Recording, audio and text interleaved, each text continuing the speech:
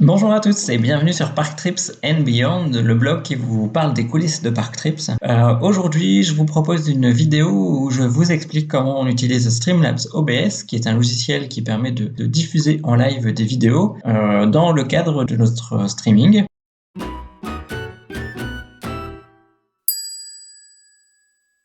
C'est un logiciel qui est gratuit et téléchargeable du coup sur le site officiel. Il faudra vous créer un compte en associant soit votre compte Facebook, soit votre compte YouTube, et ça vous permettra également de diffuser plus rapidement vers ces plateformes. Ici, vous voyez donc mon écran avec le logiciel, donc Streamlabs OBS. Là, je suis en version 0.21.2.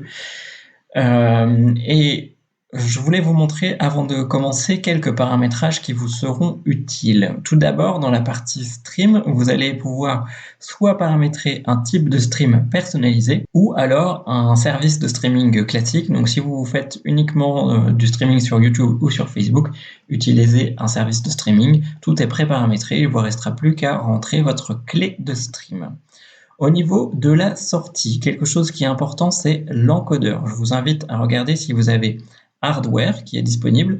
Ça vous permettra, en passant par la partie hardware, de faire l'encodage de votre vidéo grâce à votre carte graphique. Et ainsi, vous pourrez diffuser une vidéo de meilleure qualité en économisant votre processeur et en utilisant d'autres ressources de votre machine. Au niveau de l'audio, à partir de 128, la qualité commence à être vraiment intéressante.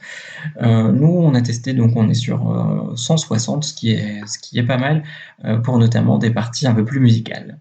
Dans l'onglet audio, on n'a rien touché de particulier, et dans l'onglet vidéo, vous avez plusieurs choses qui sont importantes. La première, c'est la résolution du canevas. Donc c'est la résolution des éléments que vous allez placer sur votre écran. Donc ici, c'est en Full HD 1920 par 1080. Ici, vous avez la résolution de sortie. Donc plus les valeurs sont hautes, plus votre sortie sera de qualité. Nous avons sélectionné la qualité la plus haute.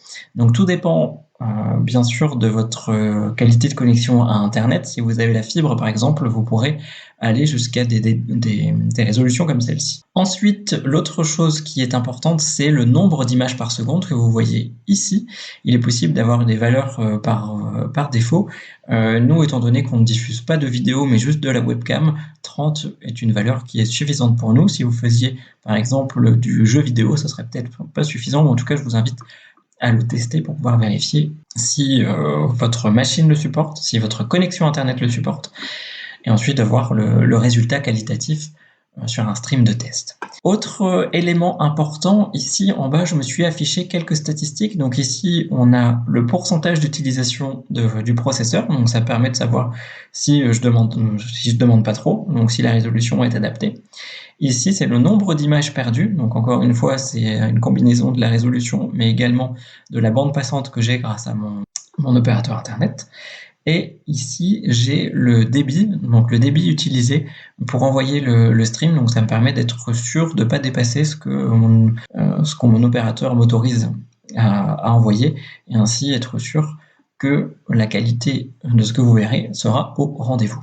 Ensuite, une fois que vous avez vérifié ces différents paramètres, là je suis en mode du coup éditeur. Vous avez la possibilité d'aller récupérer des thèmes ou de passer par la boutique, mais honnêtement, dans le cadre de ce que nous faisons, nous passons rarement par ces deux éléments-là. Il est possible de construire déjà des scènes en utilisant des sources, et je vais vous expliquer exactement ce que c'est dans quelques secondes, pour pouvoir faire quelque chose qui a un rendu qui soit plutôt sympathique. Ici, vous avez une liste déroulante. Dans cette liste déroulante, vous allez retrouver vos différentes scènes. Donc, ce qui est ici s'appelle une collection de scènes. Et vous allez pouvoir comme ça paramétrer, si vous avez par exemple des diffusions sur différentes chaînes, un habillage par chaîne. Si vous avez des types de diffusions en live, en différé, etc., vous pourrez avoir des habillages qui soient différents. Ensuite, vous allez pouvoir ajouter des scènes avec le bouton plus, en supprimer avec le bouton moins. Et dans chacune des scènes, vous allez utiliser des sources. Donc ces sources, c'est des éléments que vous allez ajouter à votre scène. Donc ça va être des webcams, des images, du texte. Je vais vous montrer tout ça dans quelques instants pour pouvoir habiller votre chaîne et avoir un stream de qualité. Allons-y là pour cette scène numéro 1, où je vais juste vous montrer comment afficher un logo en haut à gauche, ainsi que la webcam en grand. Alors c'est parti pour l'image. Donc là, quand j'ajoute une source, on me propose plusieurs types de sources. Donc là, j'ai sélectionné standard image. Donc vous voyez les différents types de fichiers qui sont pris en charge. J'ajoute la source. J'ajoute un nom à la source. Je vous conseille vraiment de bien les nommer. Ça sera super important lorsque vous dupliquez les scènes ou que vous avez besoin de copier-coller les différentes sources dans différentes scènes. Donc là, je vais l'appeler assez simplement logo. Et ensuite, je vais aller récupérer un fichier. Hop, je vais prendre celui-ci. Et voilà. Une fois que vous avez rajouté votre composant, vous voyez, on voit quelle est sa dimension, où il est situé. Vous avez la possibilité de le bouger.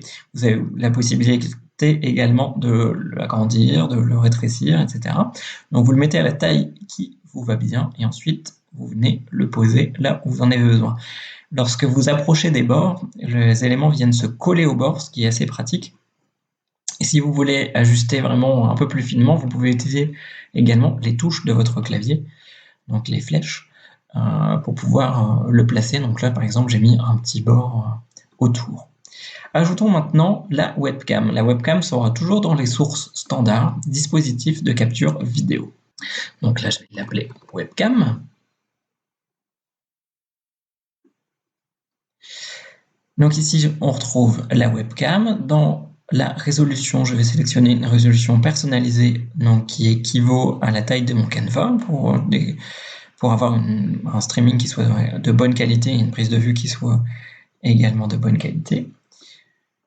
Tous mes paramètres ici sont corrects, mais vous avez également la possibilité d'aller changer le type de format, l'espace de couleur et de pouvoir faire aussi des réglages sur la prise de vue pour régler la luminosité, les corrections gamma, etc. Là, mes paramétrages sont déjà faits, donc je retrouve bien ma webcam qui prend toute la taille de mon Canva. J'ai la possibilité toujours de la déplacer, de l'agrandir, de la rétrécir. Et une petite astuce, si vous faites un clic droit sur l'une des sources, vous avez la possibilité ici d'en transformer et de faire éditer à la taille, étirer pardon, à la taille de l'écran. Hop. Et voilà, donc là, ça m'a recentré ma webcam et remis aux bonnes dimensions. Vous voyez, le logo n'apparaît plus. En fait, c'est assez simple. Ici, il faut voir les sources comme des calques, finalement, de ce que vous utilisez dans Photoshop, Paint.net ou d'autres logiciels.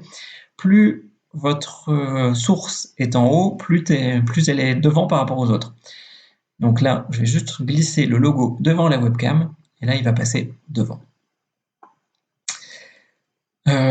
Imaginons que pendant cette séquence, j'ai envie de mettre une musique. Donc je vais toujours pareil, ajouter dans les sources, source standard de type fichier multimédia. Donc vous voyez ici, on vous informe de toutes les possibilités de fichiers multimédia qui sont utilisables. Donc vous avez des vidéos par exemple avec les MP4, FLV, MKV, AVI, etc. Mais également des fichiers audio et pourquoi pas des GIFs. Là je vais utiliser un fichier MP3. Donc ça sera ma musique de fond. Hop. J'ajoute ma source, je vais aller récupérer mon fichier, il s'agit bien d'un fichier en local et pas un fichier que je vais aller chercher sur internet, et j'utilise mon MP3. Je le définis comme étant en boucle. Ici, vous avez la possibilité de dire, si vous reprenez la lecture au début du morceau lorsque vous changez de scène et que vous arrivez sur une scène où vous n'utilisez pas cette musique, vous avez la possibilité d'afficher quelque chose lorsque la musique se termine et vous avez également la possibilité d'ajuster la vitesse du morceau que vous avez envie de diffuser. La gamme de couleurs ici, elle est affichée mais elle est vraiment complètement inutile dans le cadre d'un MP3 étant donné qu'il n'y a pas d'image. Une fois que je l'ai ajouté, je retrouve ici dans ma table de mixage, je vais juste bien en mettre dessus, la musique qui déroule actuellement, et donc vous pourrez voir quel est le niveau, et par rapport à vos autres sources audio, notamment votre micro, vous pourrez également ajuster le niveau de votre musique de fond afin qu'elle ne soit pas trop forte et qu'on vous entende bien. Donc vous allez pouvoir vérifier ça avec ce curseur. Si vous avez envie de vérifier ce qu'entend vos spectateurs, vous allez pouvoir accéder au réglage de la table de mixage qui se trouve ici. Vous allez retrouver les différentes sources audio avec les niveaux. Donc finalement, ça ressent, c'est le curseur que j'ai bougé tout à l'heure qu'on va retrouver ici. Donc avec ma musique de fond qui est à 17, vous avez également la possibilité définir un décalage de synchronisation. Si vous n'utilisez pas le même périphérique pour faire la capture de son et la capture d'image, vous aurez peut-être besoin de régler donc ce décalage de synchronisation afin que le mouvement des lèvres corresponde bien à l'audio. Donc c'est ce qu'on a dû faire dans notre cas sur les streams de Parktrips, étant donné qu'on utilise un micro différent de la webcam. Ici, donc dans la musique de fond, et je voulais en venir sur la surveillance audio, vous voyez ici surveillance désactivée. La surveillance désactivée veut dire que tout ce qui est utilisé ne sera pas rerouté sur l'audio de votre ordinateur, donc vous n'aurez pas la possibilité de l'écouter. Juste, cette musique sera diffusée pendant votre stream. Dans les autres options, vous aurez surveillance uniquement, c'est-à-dire que la musique ne sera pas incluse dans le stream, mais par contre, vous l'aurez sur votre ordinateur. Donc, par exemple, si vous faites une prise de son avec un micro, vous pourrez entendre le son, vos spectateurs pourront entendre le son via le micro. Et vous pouvez aussi utiliser surveillance et sortie, ce qui permet à la fois de diffuser vers votre stream, mais également à travers l'audio de votre ordinateur. Et si vous faites ça et que vous n'utilisez pas de casque, je vous conseille quand même de faire attention parce que ça risque de faire un peu de la résonance. Donc là, je vais juste le mettre en sortie et surveillance. Je vais valider et je vais juste monter le son de mon PC pour qu'on entende bien la musique et vérifier que ça sorte bien.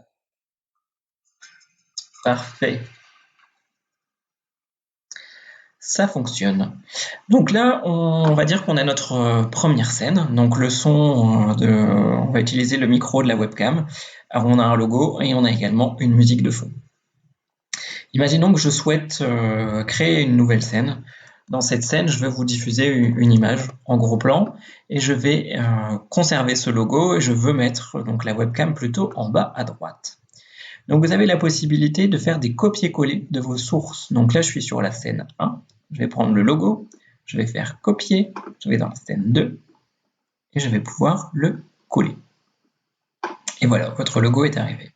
Pareil sur la webcam, je vais pouvoir la récupérer, copier, scène 2, coller. Ma webcam, hop, je vous avais dit, je vais la mettre en bas à droite. Maintenant, on va utiliser une nouvelle source pour aller rechercher l'image que je souhaite vous projeter en grand. Dès que vous arrivez sur un type de source que vous avez déjà ajouté, on vous propose d'utiliser une source existante. Donc plutôt que de copier-coller, j'aurais pu faire exactement la même chose et dire que je voulais récupérer le logo. Là, je vais ajouter une nouvelle source.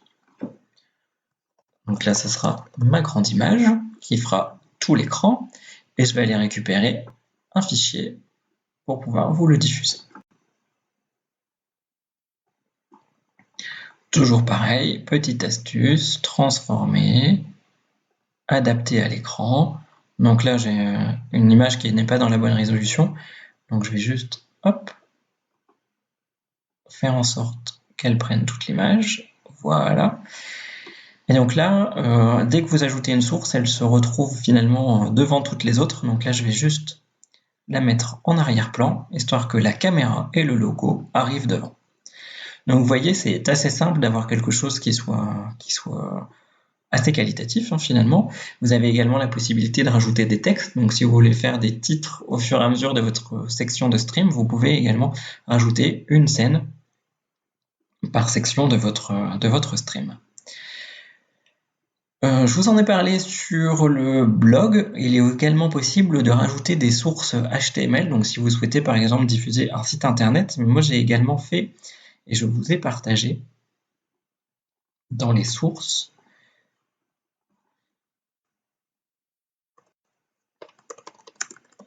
un exemple d'une animation HTML qu'on va donc récupérer. Il s'agit ici d'un fichier local. Dans cette source, j'ai juste affiché un titre. J'ai également affiché un logo live qui tourne en haut à droite, comme vous retrouvez sur les streams de Parktrips. Par mesure de simplicité, je vais mettre les mêmes dimensions que mon canevas. Et ensuite, je vais dire que le fond est transparent. Pour pouvoir le mettre en avant-plan, transparent. Et voilà. Donc ici, on retrouve bien mon petit logo live comme sur les éléments de Parktrips. Donc c'est ce que je vous ai partagé également sur le blog. Je peux aussi aller adapter ma webcam qui est trop grande et qui vient déborder sur mes titres. Et là, hop, ce logo qui est l'ancien logo de mon autre scène, je peux soit appuyer sur supprimer sur mon clavier ou alors supprimer la source. Cliquez bien sur OK. Et là, j'ai mon logo Parktrips qui est inclus dans ma source HTML qui vient également s'afficher. Dans les autres types de sources, vous avez la possibilité, donc on a vu, d'insérer des images, des sources du navigateur, donc assez pratique pour pouvoir mettre soit des pages web ou encore des pages HTML que vous auriez créées pour pouvoir créer un peu d'animation. Des diaporamas d'images, donc si vous avez envie de faire défiler des images, des captures d'écran, donc si vous avez envie, et c'est le type que j'ai actuellement pour pouvoir vous diffuser l'écran sur lequel je suis en train de faire le paramétrage. Vous avez la possibilité également de faire des captures de jeu, donc c'est ce que les streamers notamment vont utiliser. Faire une capture de l'entrée audio, donc ça il s'agit de connecter un micro externe. Vous avez aussi la possibilité de récupérer une source VLC, de rajouter un aplat de couleurs. Donc si vous avez envie de mettre un titre sur un fond d'une certaine couleur, vous allez d'abord ajouter un aplat de couleurs, puis un texte ici en GDI. Les fichiers multimédia, c'est ce qu'on a vu tout à l'heure par rapport à la musique, mais également à des vidéos. Des captures de fenêtres, c'est exactement la même chose que la capture d'écran, mais vous allez récupérer uniquement une fenêtre. Dispositif de capture vidéo, il s'agit de toutes les sources vidéo, que ce soit des webcams par exemple, mais également des cartes d'acquisition vidéo que vous pourriez brancher à votre ordinateur pour pouvoir brancher un caméscope ou un appareil photo qui permettrait de le faire. Capture de la sortie audio vous permet de capturer une sortie, donc si vous avez plusieurs cartes audio à votre PC, vous pourrez aussi récupérer une sortie pour la rediffuser. Et enfin, il est possible d'inclure une scène dans une scène. Donc là, si vous avez besoin de plus de clarté, parce qu'il y a des animations un peu dans tous les sens, c'est par ici que vous passeriez.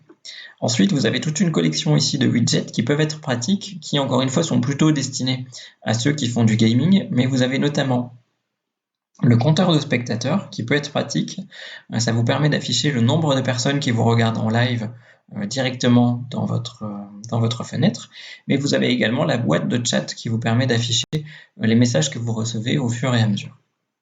Donc voilà pour ce premier petit tour de Streamlabs OBS. Une fois que vous avez créé vos différentes scènes, vous avez la possibilité de changer au fur et à mesure de votre stream et d'utiliser les différentes scènes. Vous pouvez, grâce à un logiciel qui est téléchargeable aussi bien sur tablette que sur téléphone portable, vous pouvez contrôler les scènes à distance, donc c'est assez pratique si vous êtes loin de votre PC. Et ensuite, vous allez utiliser les boutons qui se trouvent ici. Donc ici, on a un bouton Record qui permet d'enregistrer en local votre stream si vous voulez le diffuser plus tard. Vous avez également la possibilité de programmer votre stream et lorsque vous voulez passer en direct, c'est ce bouton-là que vous allez utiliser avec les paramétrages qu'on a vus en début de vidéo pour pouvoir définir sur quelle plateforme vous allez diffuser. Donc dès que vous cliquez ici, vous êtes en live. Donc voilà, c'est ce qui conclut notre premier petit tour sur Streamlabs OBS. J'espère que vous avez appris quelques petits trucs. N'hésitez pas à vous abonner à la chaîne et à nous dire également en commentaire si vous souhaitez que nous creusions certains points plus précisément. Si vous avez des questions également, n'hésitez pas, nous sommes à votre disposition et on se dit d'ici là, à bientôt. Bye bye.